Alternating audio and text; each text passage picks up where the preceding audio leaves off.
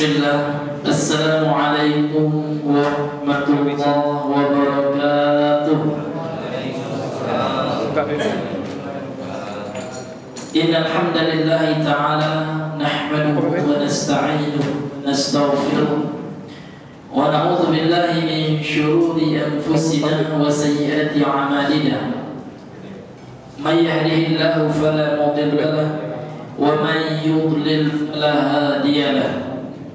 أشهد أن لا إله إلا الله وحده لا شريك له وأشهد أن محمدا عبده ورسوله اللهم صل وسلم وبارك وزد وأنعم على نبينا محمد وعلى آله وأصحابه ومن صار على نهجه وتمسك بسنته إلى يوم الدين. قال الله تعالى: يا أيها الذين آمنوا اتقوا الله حق تقاته ولا تموتن إلا وأنتم مسلمون. أما بعد فإن أصدق الحديث كتاب الله وخير الهدى هدى محمد صلى الله عليه وسلم وشر الأمور محدثاتها فإن كل محدثة بدعة وكل بدعة ضلالة وكل ضلالة في النار. نسأل الله السلامة والعافية. معاشر المسلمين والمسلمات، إخواني وأخواتي في الله، أعزني الله وإياكم. Kita kembali bersyukur kepada Allah Subhanahu wa Ta'ala karena atas seluruh limpahan rahmat karunia dari Allah kita masih bisa untuk melaksanakan kewajiban kita salat maghrib berjamaah. Kemudian salawat dan salam, marilah kita senantiasa berselawat kepada junjungan kita Nabi besar Muhammad sallallahu alaihi wasallam. Allahumma shalli ala Muhammad wa ala ali Muhammad. Ma'asyiral muslimin wal muslimat, a'azzani Allah wa iyyakum. Kita kembali melanjutkan kajian kita membaca kitab Al-Mulakhas fi Syarh Kitab Tauhid, yang mana pada pertemuan yang lalu kita masih pada penjelasan penulis kitab Syekh Muhammad At-Tamimi rahimahullah, yang mana beliau pada pertemuan yang lalu dalam kitabnya ini menukilkan perkataan dari para ulama, yaitu Syekhul Islam Taqiyuddin Ahmad Ibnu Abdul Halim Ibni Abdus Salam Ibni Taimiyah rahimahullahu ta'ala. Kemudian kita lanjutkan bab buku yang dari Allah Subhanahu wa ta'ala.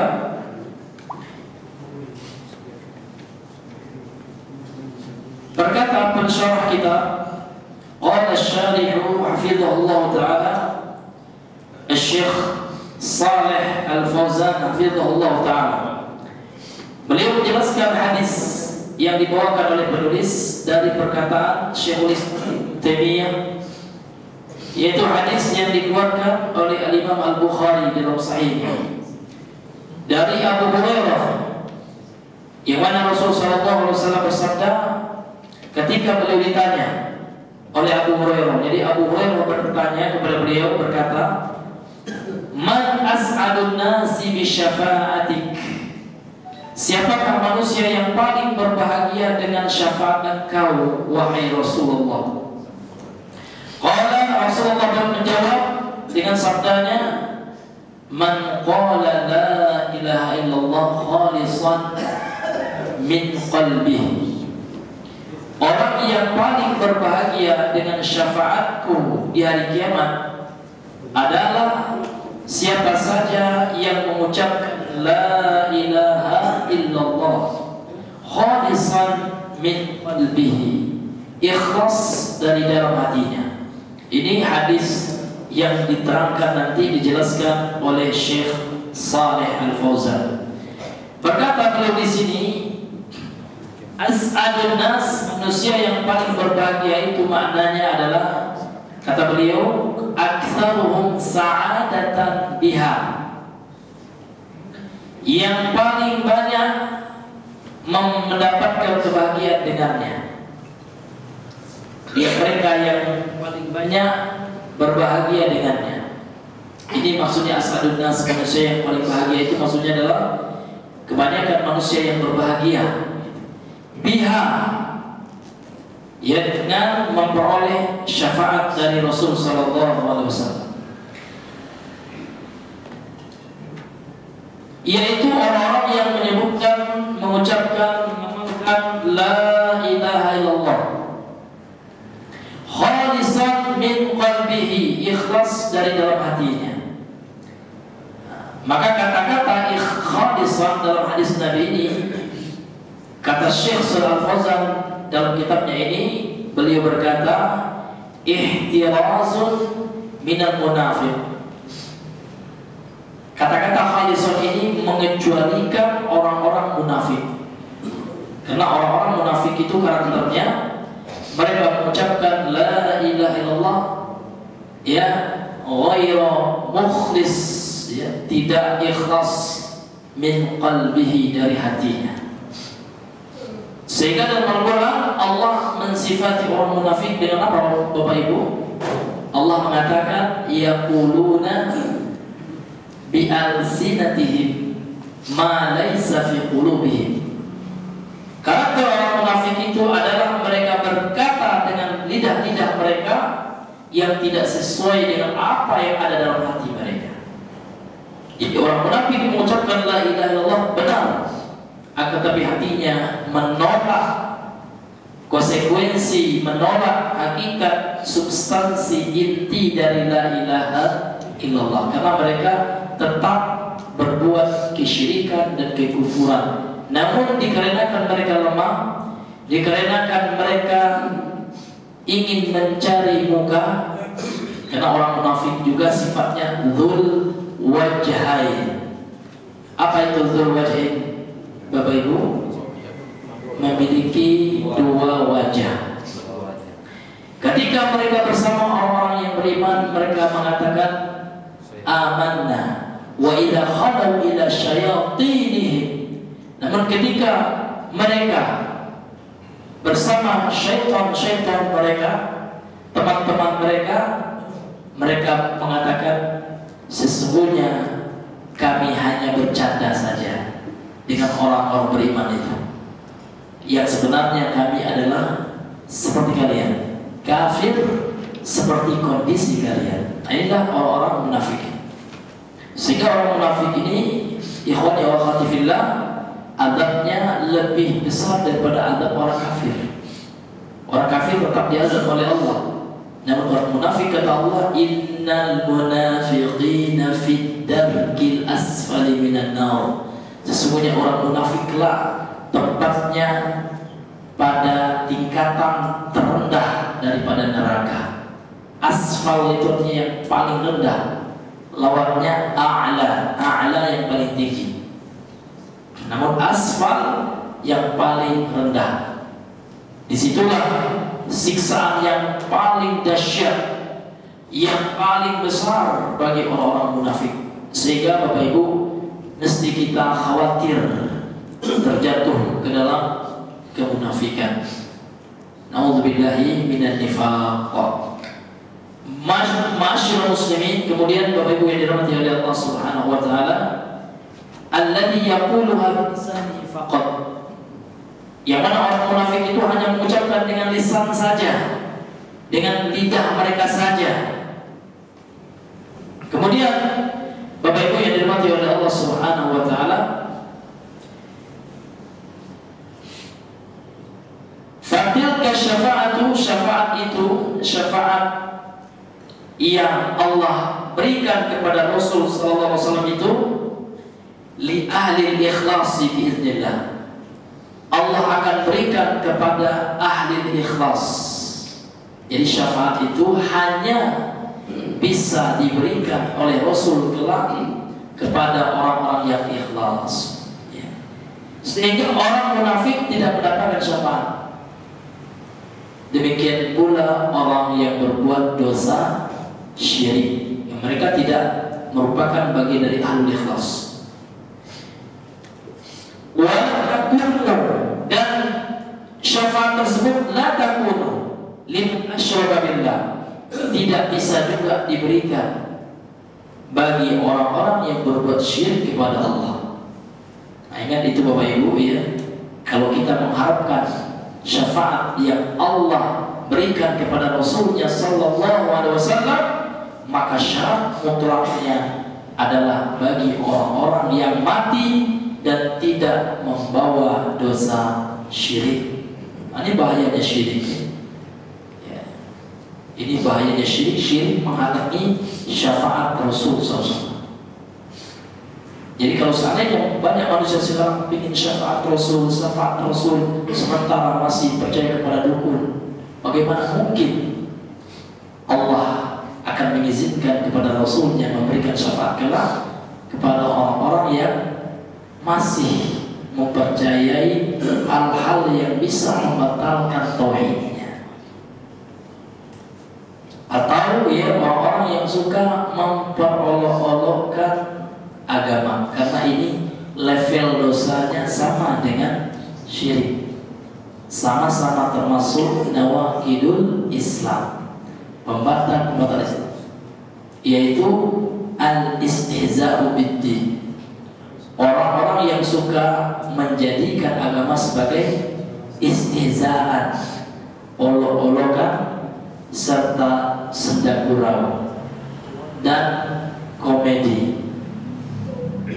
Maka hadirin yang diberikan oleh Allah Azza wa Jalla, banyak hari ini orang-orang komedi ya, yang mereka menjadikan agama sebagai lawakan mereka. Jadi kalau orang yang seperti ini tidak bertobat kepada Allah, ya, ini termasuk membatal keislaman. Dan ini terjadi Bapak Ibu di zaman Rasul.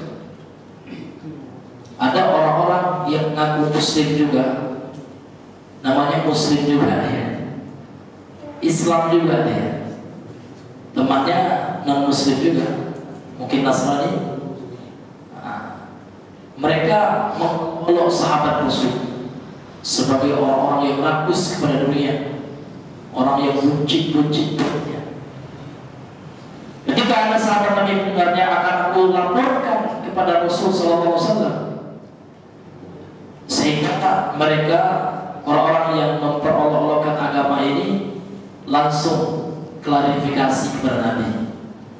Ya, wahai Rasulullah, apa yang kami lakukan itu hanya senda gurau saja. Kami hanya bergurau saja.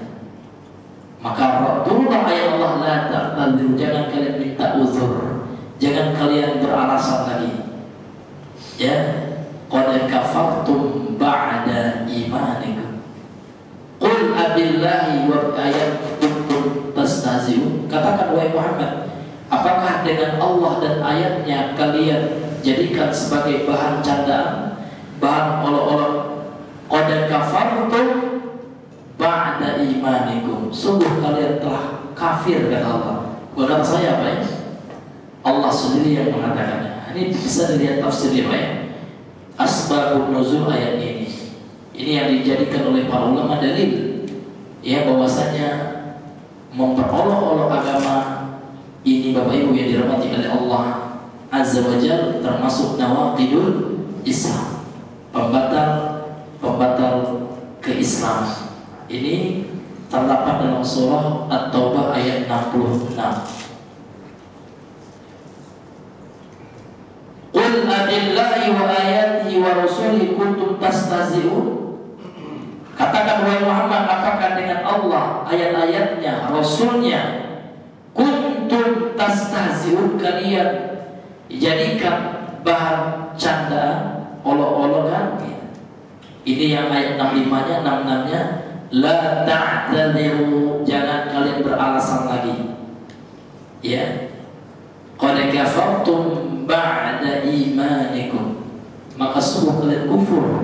Maka hati-hati ya Bapak Ibu yang dirahmati oleh Allah. Hari ini manusia menjadikan agama sebagai bahan candaan. Kenapa mereka mau menjadikan agama ini bahan olok-olok? Karena mereka tidak ada ya rasa membesarkan, mengagungkan agama dalam hati mereka.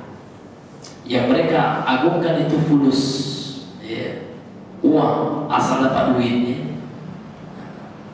Walaupun mereka di-request ya untuk menjadikan agama sebagai bahan candaan dalam kontes-kontes komedi atau podcast komedi yang mereka lakukan.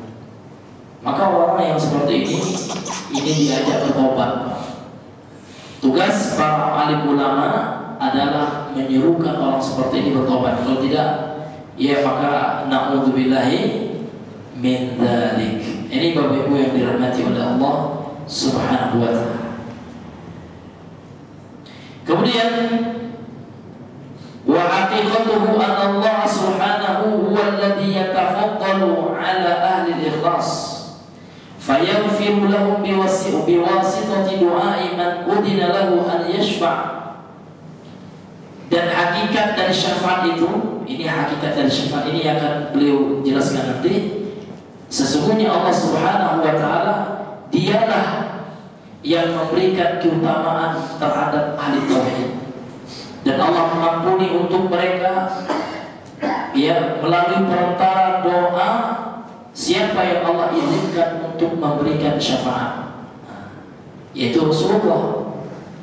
Jadi Rasulullah mendapatkan izin dari Allah untuk berdoa kepada Allah supaya memberikan pertolongan kepada umatnya kelak di hari kiamat atau di hari akhirat.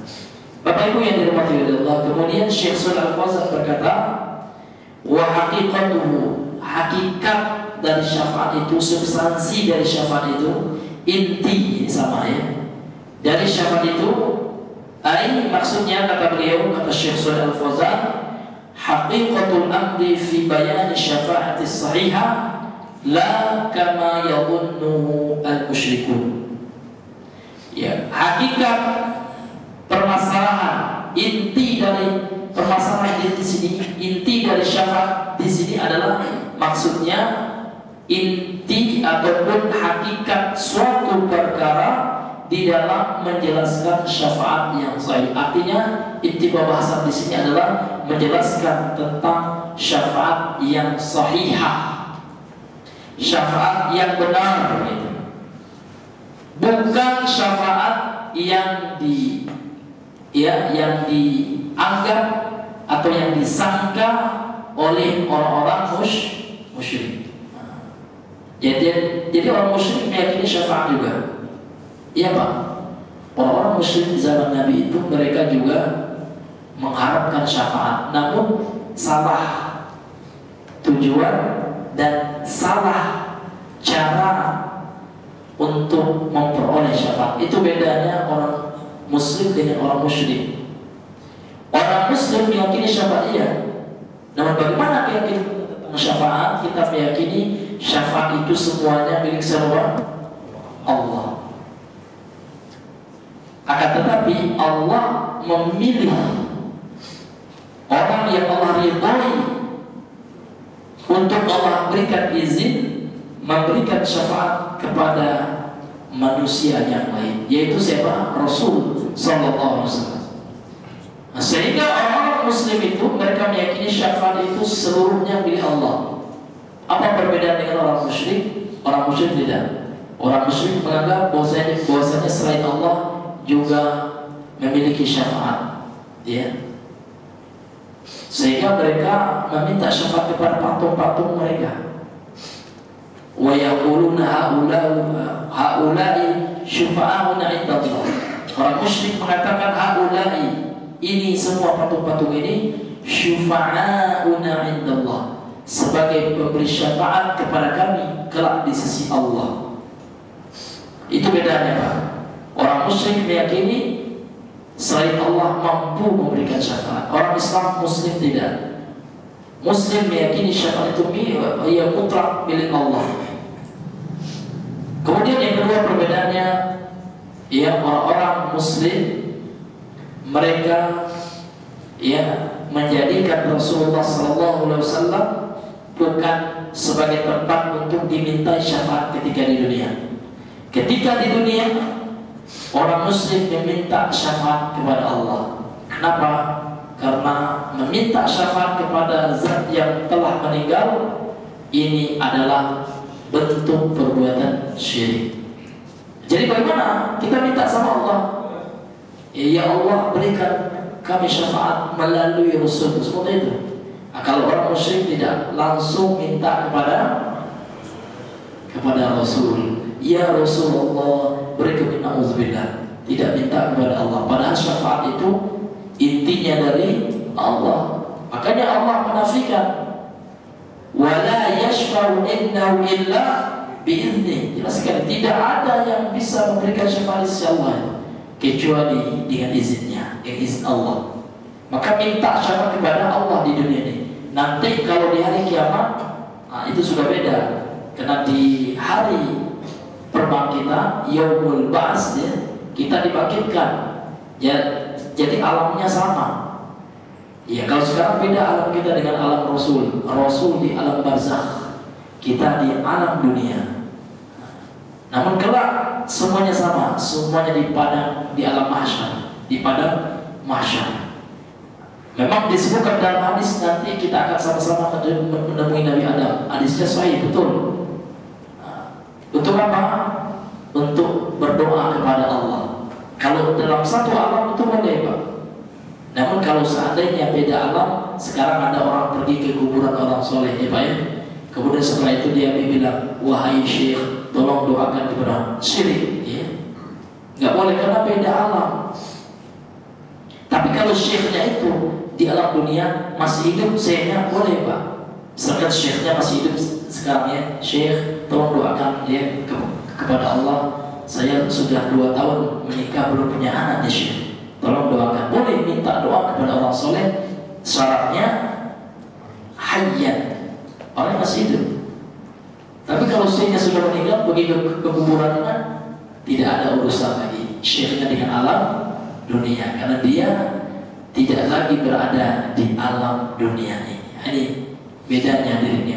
Orang Muslim, mereka tidak menjadikan orang mati sebagai perantara, sebagai wasitah, perantara.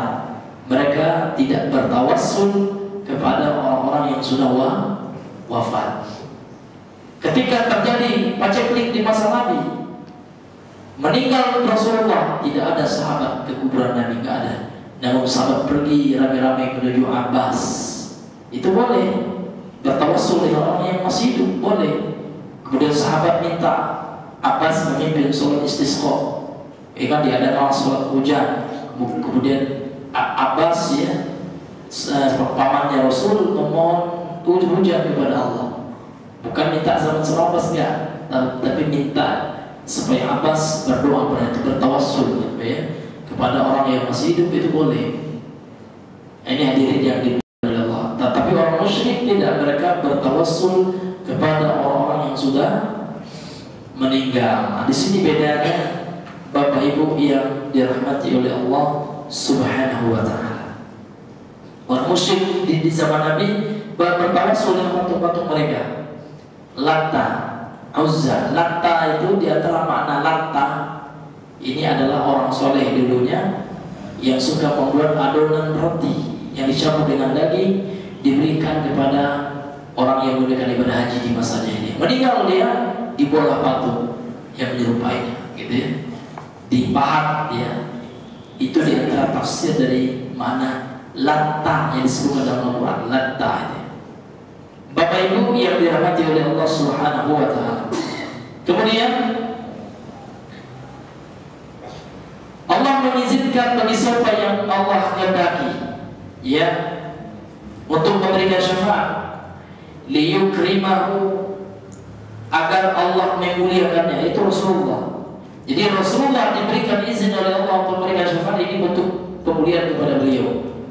Wa yanala al-maqam al-mahmud, supaya beliau memperoleh kedudukan yang mulia. Inilah, ya, doa ketika habis mendengarkan azan.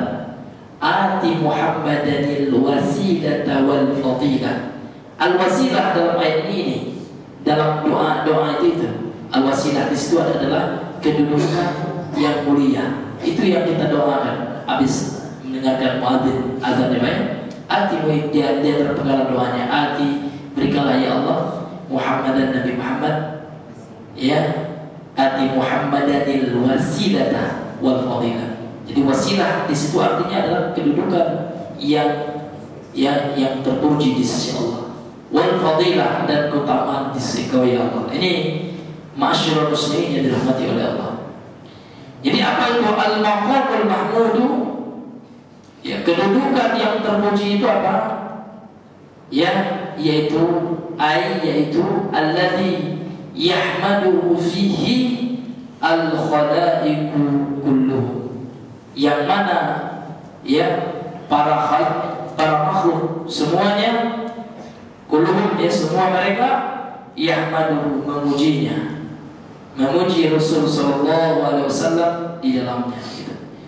Jadi pujian kelak di hari kiamat ya dari makhluk-makhluk Allah kepada Rasul sallallahu alaihi wasallam, sehingga derajat beliau tinggi di sisi Allah Subhanahu wa taala. Kemudian Bapak Ibu, berkata lagi Syekh Shalih Al-Fauzan, maqsudul muallifi fi siyaqi kalami Syekhul Islami huna, maksud ya, tujuan daripada penulis yaitu Syekh Muhammad bin Abdul Wahab At-Tamimi An-Najdi rahimahullah, dari perkataan Syekhul Islam yang beliau nukilkan di kitabnya ini.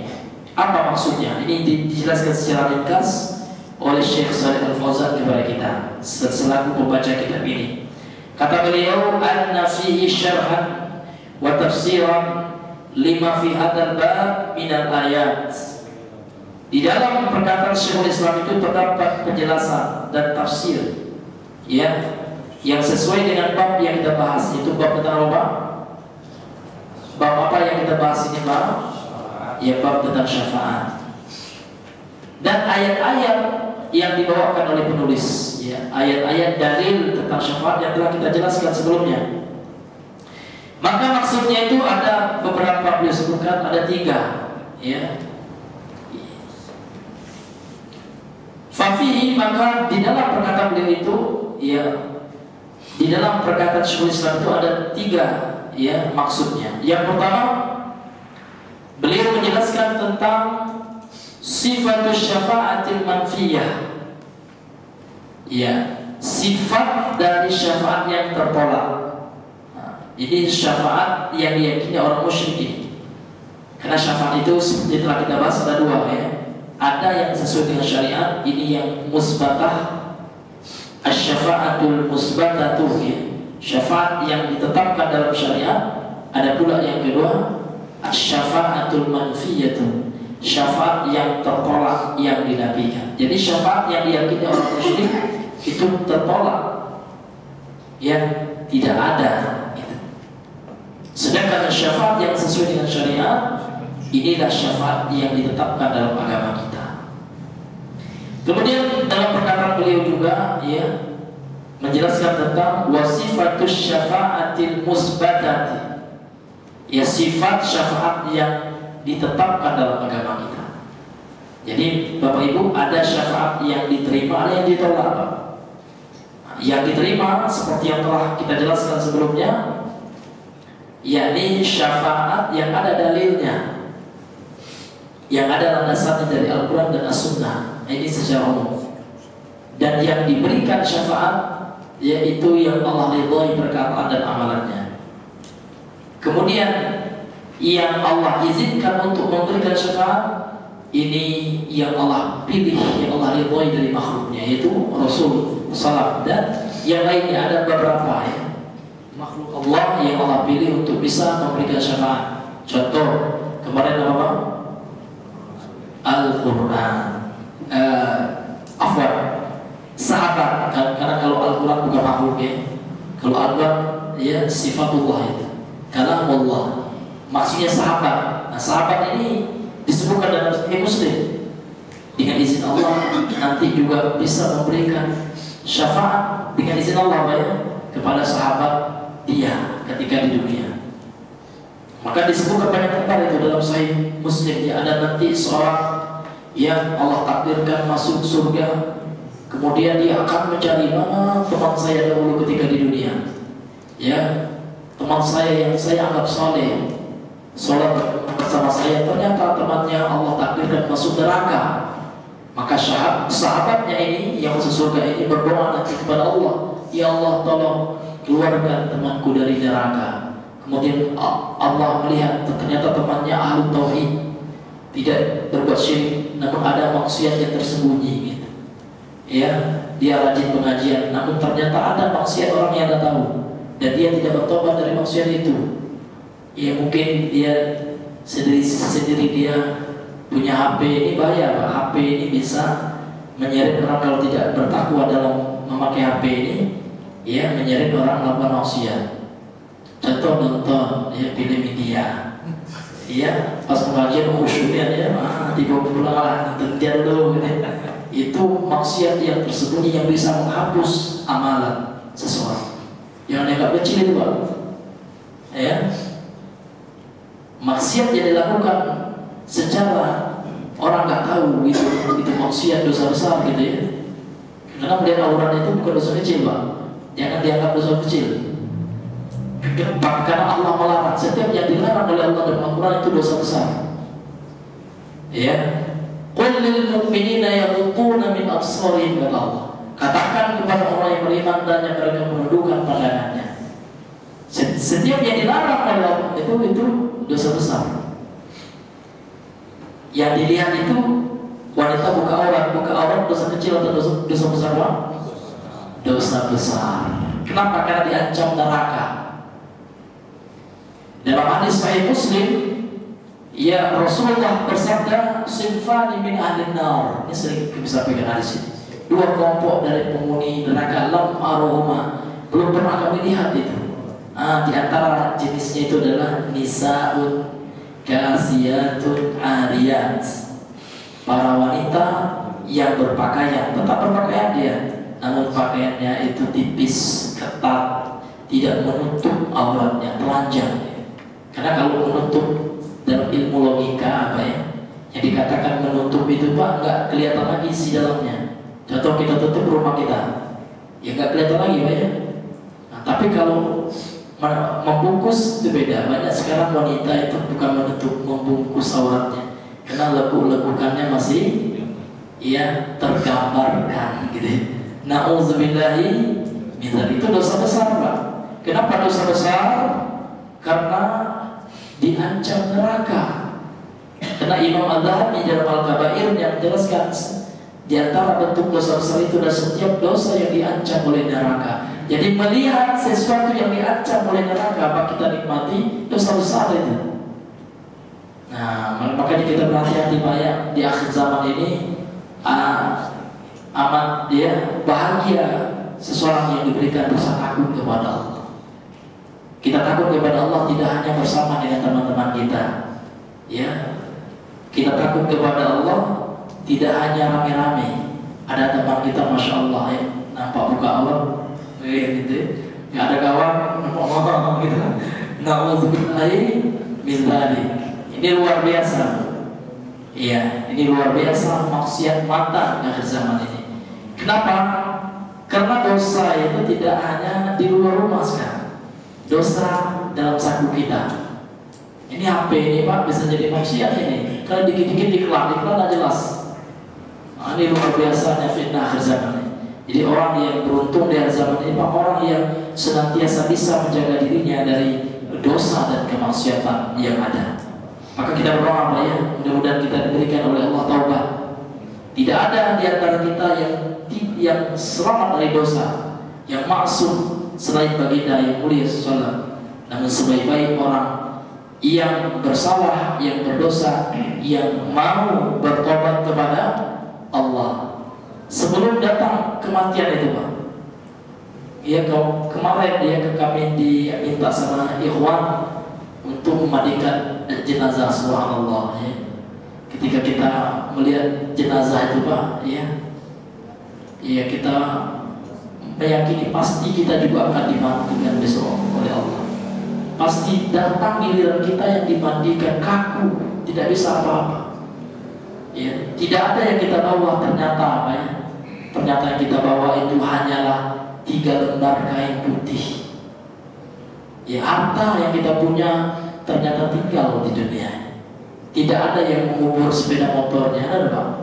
Tidak ada yang bawa gelangnya, tidak ada yang bawa emasnya.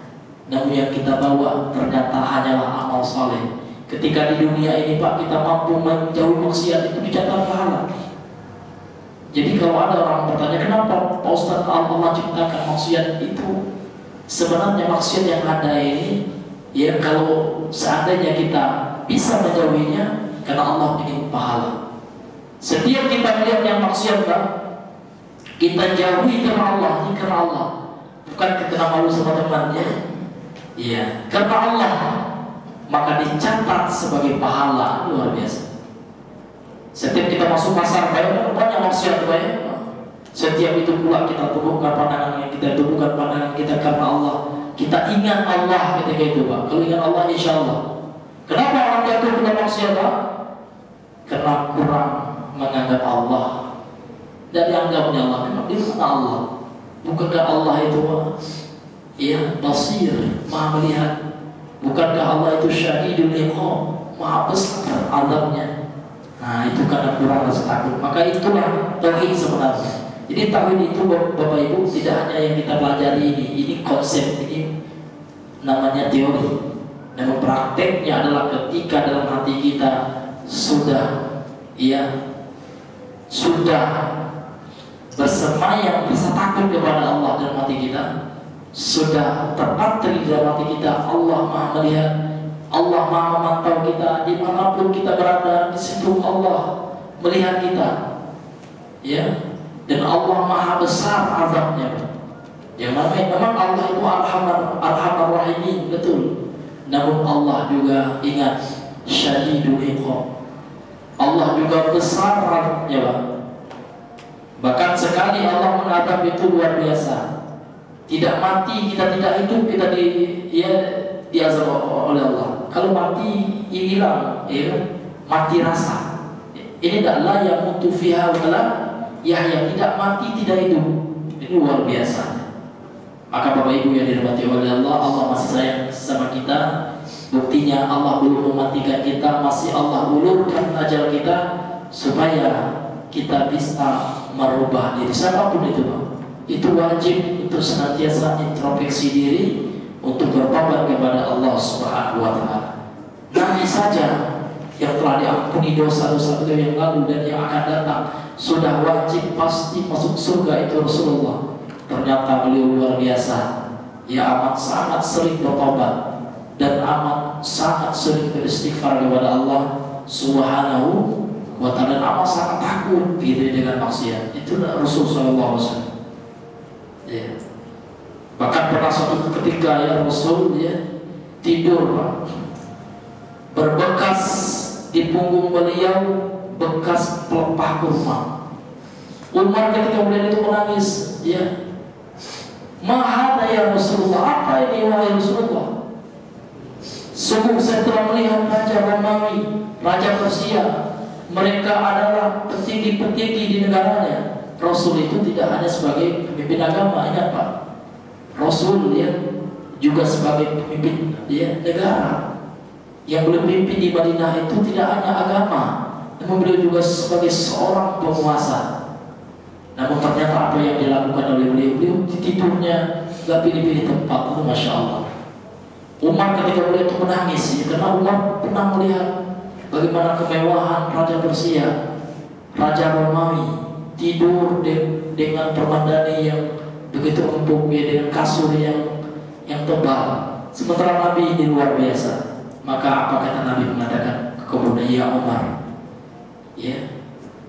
lanal akhirah walahud dunya, bagi kita itu akhirat.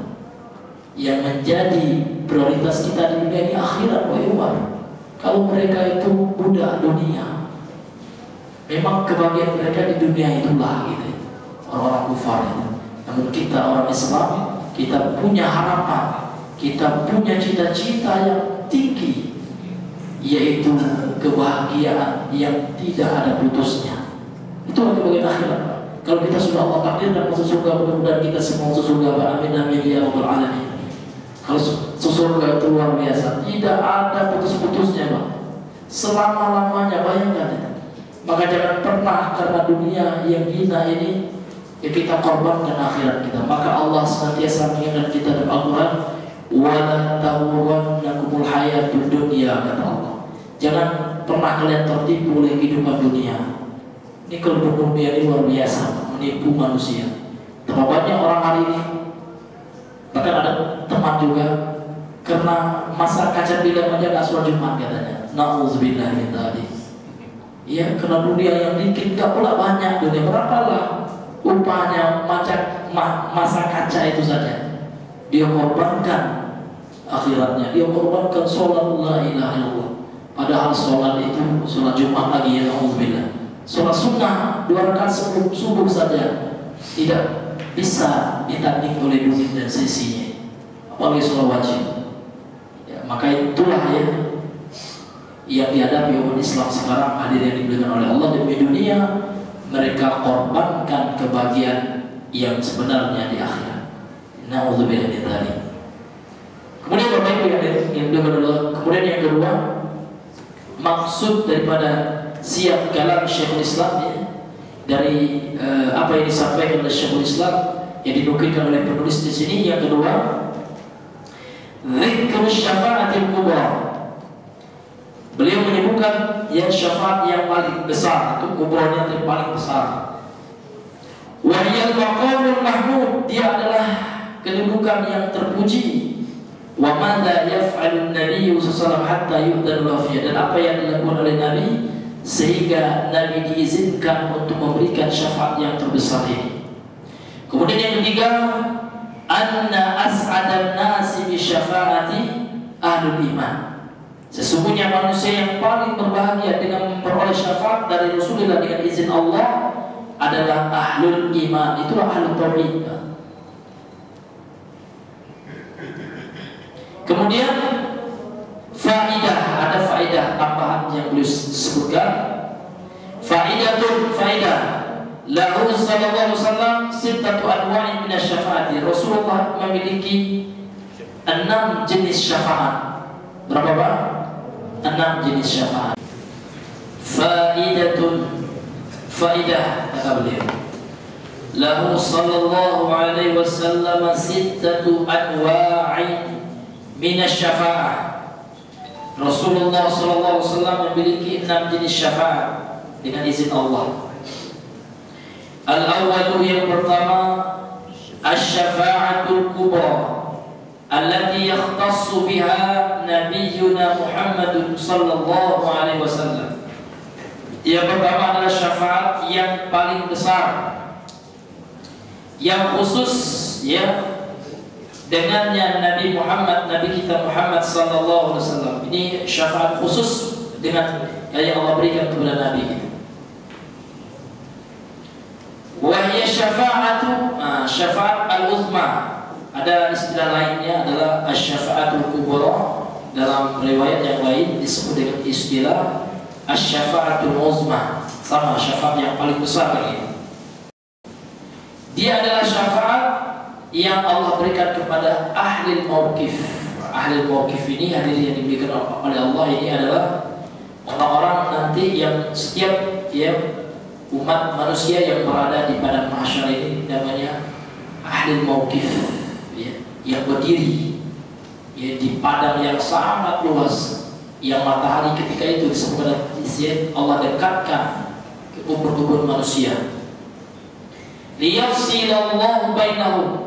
Dengan syafaat ini supaya Allah bisa membedakan mana nanti yang mentauhidkan Allah sebagai pengikut Rasulullah SAW dan mana nanti yang tidak mentauhidkan Allah dan tidak mengamalkan sunnah Rasulullah. Dengan syafaat itu nanti di hari kiamat akan Allah pisahkan. Yang diberikan syafaat mereka akan berbahagia, yang tidak, Bapak Ibu, akan sengsara. Ya, mulai penderitaannya di padang mahsyar itu orang kafir kelak, penderitaan mereka itu bahkan sebelum hari kebangkitan. Orang kafir, penderitaan mereka dimulai semenjak mereka sakaratul maut. Nah, itu sudah baik. Karena orang kafir itu Pak akan dinampakkan nanti neraka, ya kan, dinampakkan siksa kepada mereka. sehingga mereka mati dalam keadaan su'ul khatimah. Naudzubillahi min dzalik. Sehingga matanya terbelalak, wajahnya ketakutan, ya. Kemudian setelah itu dikubur, mereka akan mendapatkan siksa-siksa kubur yang sangat luar biasa. Dan ketika mereka dibangkitkan di padang mahsyar, mereka kepanasan, tersiksa luar biasa, dan sampai mereka dimasukkan nanti ke dalam neraka kekal. Naudzubillahi min dzalik. Maka luar biasa nikmat Islam. Wa yurihahum min maqamihim fil mauqif, dan supaya Allah memberikan rohah, gitu ya, memberikan kesenangan, relaksasi, gitu ya, ketenangan kepada orang-orang yang beriman yang layak mendapatkan syafaat uzma ini, syafaat kubro ini di tempat mereka di padang mahsyar kelak. Kemudian jenis syafaat Rasul yang kedua, syafa'atuhu li ahli jannati hatta yadkhuluha, syafaat Rasul kepada ahli surga sampai mereka masuk ke dalam surga. Ini ya, mereka diberikan syafaat karena memang ada juga orang itu yang terkurung di kantor, baik, mungkin ada permasalahannya dengan sesama manusia yang lain, ya, dia alul jannah ini, calon penghuni surga ini. Namun karena masih banyak permasalahan di dunia ini, masih ia berada di tempat belum masuk ke dalam surga, diberi syafaat oleh Nabi. Ya, Allah berikan syafaat melalui nabinya sehingga mereka langsung masuk ke dalam surga. Kemudian jenis syafaat yang ketiga, ini ada namanya asy-syafa'atu liqaumin minal usah, syafaat Rasul untuk satu kaum dari pelaku dosa besar. Istaujabu dukhulan nar, sudah diponis, ya, nah, ini akan masuk neraka ini. Namun karena pelaku dosa besar ini ternyata hadirin yang dimuliakan oleh Allah, dia tidak membawa dosa syirik, maka diberikan syafaat oleh Nabi, ya, untuk Allah yang khuluwa, untuk tidak masuk ke dalam neraka sehingga masuk surga. Ini pentingnya tauhid. Ini pentingnya tauhid. Inilah makna dari sabda Nabi tadi dalam hadis Sahih Bukhari itu, as'adun nas bi syafaati yaumil qiyamah man qala la ilaha illallah khalisan min qalbi. Orang yang berbahagia dengan syafaatku di hari kiamat, orang yang mengamalkan la ilaha illallah, hanya cukup mengucapkan, mengamalkan dalam kehidupannya la ilaha illallah khalisan min qalbi, dari hatinya. Mereka lah nanti akan mendapatkan syafaat dari Nabi walaupun di dunia mereka melakukan dosa besar yang tidak sampai kepada syirik dan pembatal keislaman. Kemudian yang keempat, asy-syafa'atu fi qaumin minal usah dakhalun nar, syafaat Nabi pada sekelompok kaum pelaku dosa besar, mereka telah masuk neraka. Nah, yang keempat ini Pak, Nabi memberikan nanti syafaat dengan izin Allah kepada pelaku dosa besar yang mana mereka sudah masuk neraka, sudah dalam neraka. Yakhruju minha, supaya mereka keluar setelah mereka mendapat syafaat dari Nabi ini dengan izin Allah, mereka keluar dari neraka. Dan ini juga ulama mengatakan bagi orang yang tidak berbuat syirik.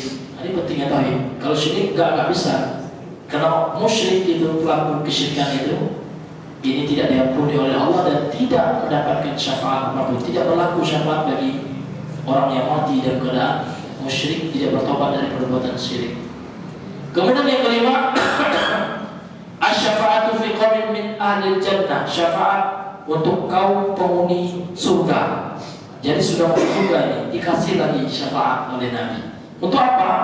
Li ziyadati thawabi, untuk peningkatan pahala mereka, supaya meningkat pahala mereka, wa rif'ati darajati, dan supaya tingkatan kedudukan mereka, derajat mereka di surga itu tinggi, meningkat gitu. Karena memang di surga itu Pak, ada level-level surga Firdaus gitu ya. Ada surga yang di bawahnya gitu. Tergantung dengan ya kemuliaannya amal soleh yang dilakukannya di dunia ini. Kemudian yang keenam, ini khusus kepada orang kafir. Namun tidak semua orang kafir, satu saja. Siapa Pak? Syafaat Nabi kepada pamannya Abu Thalib. Syafaat khusus salam fi amni, syafaat Rasul terhadap pamannya Abi Thalib, an yukhaffafa untuk adzabun nar, supaya diringankan darinya azab neraka. Tetap masuk neraka juga yang namanya orang kafir. Walaupun sekalipun pamannya Rasul Abu Talib yang sangat mencintai beliau, menolong dakwah beliau, namun karena tidak beriman, tidak meninggal dalam keislaman, tetap juga masuk neraka. Namun diberikan syafaat untuk diringankan saja azabnya. Ya, namun walaupun ringan, ringan itu dibandingkan dengan azab yang pedih gitu. Namun kalau dibandingkan dengan orang di surga, tentu dia tetap tersiksa juga. Karena dalam sebuah riwayat diceritakan pamannya ini memakai sandal dari bara api neraka. Ketika dipakai itu azabnya. Ketika dipakaikan pada kakinya, maka menggelegaklah otaknya, mendidih otaknya, luar biasa. Tersiksa, minta ampun seperti itu selama-lamanya. Na'udzubillahi min dzalik. Maka mengerikan betul banyak azab neraka ini. Maka sebelum hari itu datang, dan hari itu pasti datang, Pak. Kita nggak tahu apa ajal kita.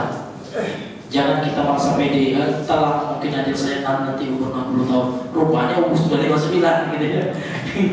Nggak tahu kita, Bapak Ibu. Ya, jangan kita anggap ajal kita itu jauh, jangan. Nah, ingatlah ajal itu dekat sekali. Mungkin setelah ini nggak tahu kita, wallahu a'lam.